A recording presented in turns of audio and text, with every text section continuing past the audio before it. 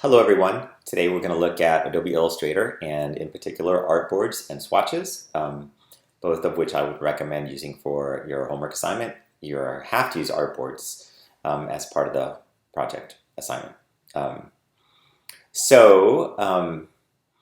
Everyone should have made at least 5 sketches for your logos and hopefully just on paper and taken photographs them with your camera and sent them to yourself or however you get them onto your computer, transfer them to your computer. And actually where I would actually start with them is in Photoshop.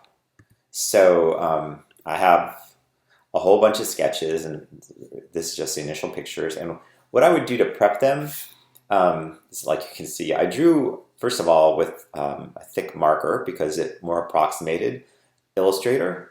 Be careful if you're using a pencil. You might have a tendency, like I do, to use cross-hatching and shading, and that doesn't work so well with logos. In fact, it doesn't really work at all. Logos are very different animals. So I found that just using like a thick Sharpie or pen and ink works really well. Okay, so the first thing I'm going to, my first logo is for a rescue, an animal rescue, and it's actually for reptiles, a reptile rescue. So it's RR, so I tried to make the R's into these eyes. It was like a snake, and here's my first drawing, and it looked really dorky. So this one has a lot more potential to be cleaner. Now, the first thing I would actually do is clean this up a little bit. So I would probably crop this down, and increase the levels. You see it's awful gray, and the more contrast I have, the easier it will be to trace. So I will figure out if I need to put any type on it later, but you can use the adjustment layers, or you can actually just go to the old levels adjustments up here, which is not an adjustment layer, just the straight up old legacy adjustment. It's been in Photoshop for a long time, but it works the same way. It just keeps everything on a single layer, so that you won't need to flatten it or anything, and you can just clean it up really quickly. If you have any blotches you need to get rid of, you can simply, that looks a lot better already. You can simply take a white brush and go over those areas too if you needed to. You can see what white really looks like probably. I could do Command L again and do some more levels to make this really, really sharp and clear. Okay.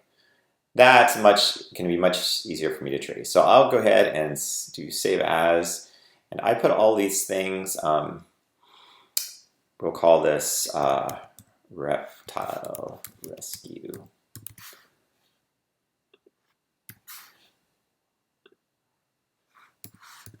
JPEG. All right, and I put it in I'm having all my homework drawings go into a single folder.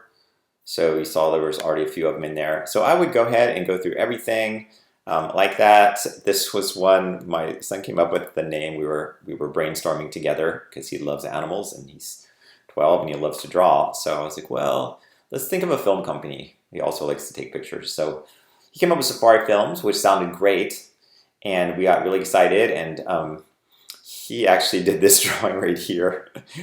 and I thought, oh, look, the wheels could be like film things. So then I tried to draw a camera with wheels, which was, again, pretty dorky, but I still see some potential with that idea. And then we just went with something simple, or I did with this kind of like S for Safari Films, but looking like, kind of exotic. And wild. But then I Googled Safari Films. It turns out it's actually a company, so I can't use it. But then I thought, what is another word for safari that would have that same idea? And I brainstormed some more and thought of quest, which is even cooler because a Q is more interesting to me, and the word quest because it's Johnny Quest, which I grew up with as a kid, and there's a Less Than Jake song, Johnny Quest thinks for sellouts, and so Quest Films sounded even more fun, and I Googled it, and there's no Quest Films that I can find. So it's going to be a Q, but probably with the same idea. But I'm going to drop this whole thing onto as one of my sketches. Even though there's 3 of them, I'm going to count it as one because there's sort of a combination of ideas. All right, you know, you're going to come up with, as you start to sketch, you'll come up with better and better ideas. So keep that in mind. Okay. All right, so let's jump into Illustrator. I've saved all these as JPEGs. I could have even saved them as PSDs. Either one you can bring into Illustrator, but we're going to jump into Illustrator, and I have some very important setup things for this homework project, this homework assignment, I should call it. So first of all, I'm going to do File, New.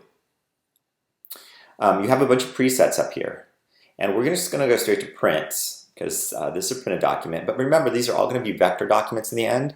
Right now they're JPEGs, so they're raster, but we're going to trace those with vector tools and delete the original drawing. So you can just pick out a letter sheet. That's totally fine. And I'll give you the width and height in points, and if you don't understand that, there's no worries, because it's 8.5 by 11, that's what letter is. So you could switch the units, but just leave them here. You can pick whatever orientation you want. Mine are mostly basically square things, so it doesn't matter. You know, you might have a combination of vertical and horizontal drawings, so you'll have plenty of room on the sheet. And again, you can take a vector object and blow it up as much as you want, and it won't hurt the quality. The very, very important thing, so please note right here, artboards. Artboards are like pages. They give you different pages to work on, but they're related to the same project. When you turn in your homework, I want one single file, just one file. I'm going to lock that canvas option that you can only turn in one file, so people aren't turning in 5 different things, because part of the homework is using artboards and getting familiar with them. Okay, and then it's CMYK color, which is cyan, magenta, yellow, and black. So use that color space, and we're set. The important thing is at least 5 artboards. You could actually have more if you have more drawings. That'd be awesome, because really I'm just trying to get you working on your project as quick as possible with this as I get you oriented to Illustrator. Okay. All right, so if you don't see the Artboards window, just go to Window, Artboards, and you will see it. And you'll see that you have as many artboards as you asked for. You can set options for them over here. You can double click on the name and retitle it. So the first one is going to be, let's say that one's going to be Quest Films. And I would have probably refined that drawing a little bit more based on the fact that my ideas have changed. Because the first thing I would tell you is, hey, I Googled Safari Films and it's already taken. Okay, so file place is what we want. Also notice how my layers open. There's my Quest Film one. I can go, but before I hit place, okay, here's something very important to note. Notice this link box is not checked. If you see that checked, uncheck it.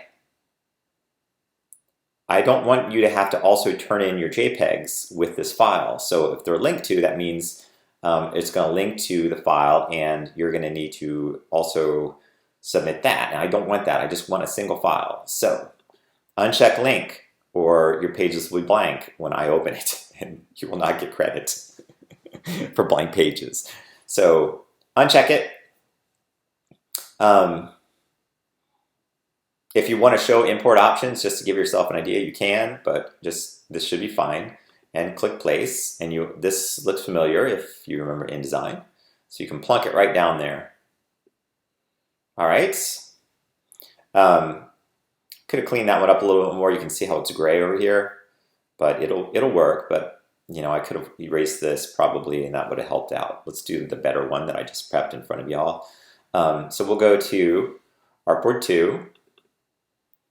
And this one, what was my other one? I don't remember what it was called, so we're just going to place it first, then we'll figure it out. So file place. So you can do this 5 times. Reptile Rescue, this one is promising to me.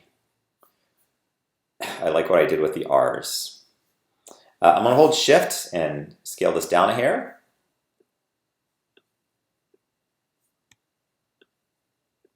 I should have cropped it some more. This is why we crop it. Okay.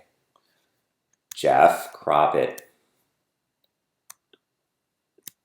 I did clean it up nicely. I don't know why I didn't crop it down some more. Okay.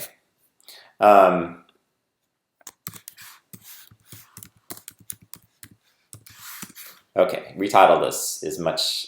Okay, and then I would just that one thing to remember is when you place it, you find your, here's one I also was thinking of, the hop stuff was going to be a reptile rescue originally. I had to abandon that one because also Hop Stuff is actually a brewery. So remember when you place it, don't check link. Don't check it. Okay, I'm going to cancel that for now. So this is all you need to do in terms of getting everything on there. But what you should do next is lock this layer. So all these drawings are on the same layer, even though they're on different artboards, they're all in layer 1. So I'm going to keep, the system set up. And then I would make another layer. And I call this my vector drawings as opposed to my actual drawings. Okay. I could even call this JPEGs or something. All right, so that's locked. That way when I start to draw over top of these with my pen tool, or I could actually find some R, start looking at typefaces where I could find a nice R and then convert that, create outlines with the R's. I'll do this one for demo in terms of how you would then approach your drawing. But remember the Pathfinder tools and negative space and all those great things that we saw with the other logos that we did. The whole idea is you're going to be reducing this. And in terms of reducing it, what I also want you guys to do is figure out your color palette for these things. And with that, swatches are really handy. Swatches are, just like when you go pick out a paint for a wall, they have swatch colors. They're just colors. And you can actually make up, I could say I want a new color group.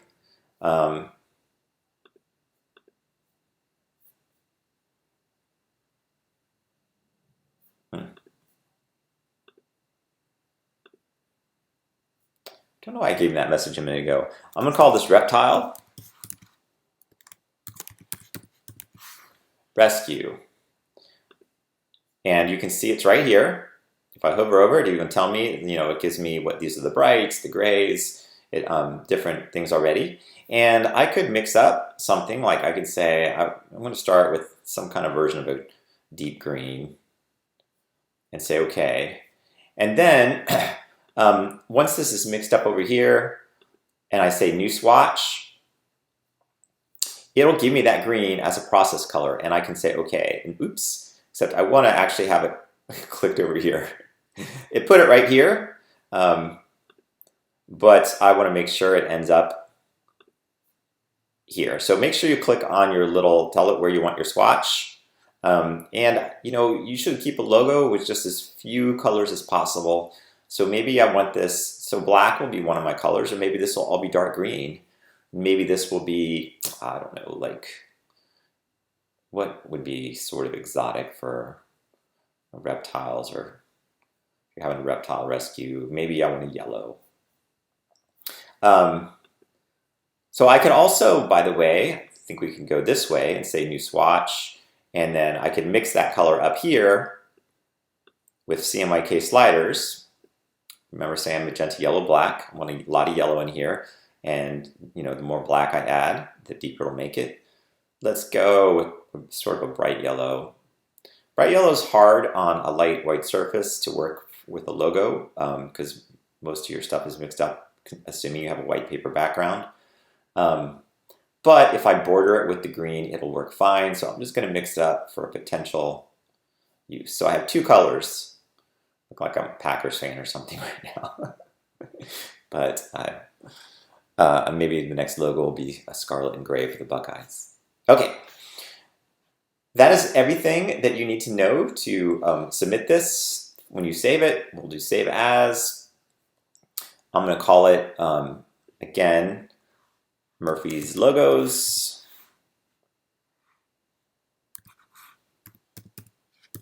Or Murph's Logos, either one. And I can just submit that. And make sure it says all down here. Click Save.